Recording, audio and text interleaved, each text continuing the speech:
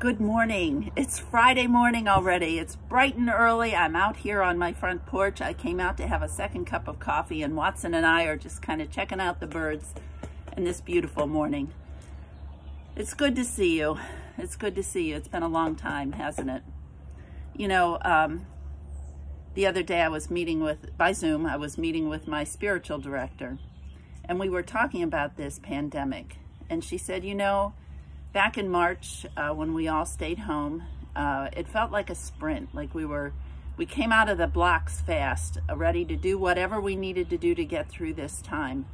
Little did we know how long it would be, and it has not stayed a sprint, it has become a marathon, and we're weary.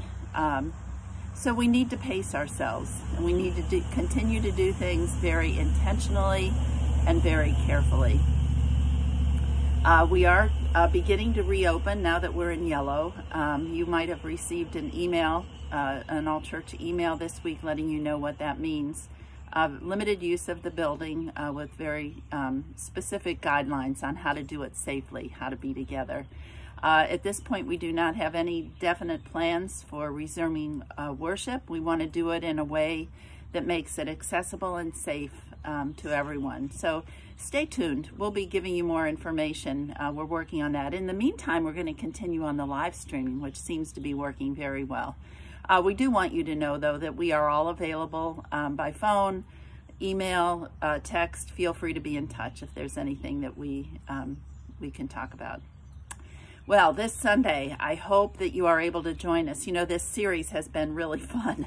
This Drop the Needle series, where each week we randomly choose a verse is randomly chosen by the previous preacher for the preacher to prepare and preach on the following Sunday. Last Sunday, Pastor Eric chose Numbers 22:29. It kind of came up randomly in his phone. And that's the verse that I've been working with all this week. And the ironic thing is, it's a very short verse. There's not much to it, but there's a talking donkey, which is really kind of an odd thing. And an interesting, curious thing is that nobody there who was there thought it was odd that a donkey was speaking. And so I've been thinking, I have Watson here with me this morning. Come here, bud. Come here. Do you talk to me?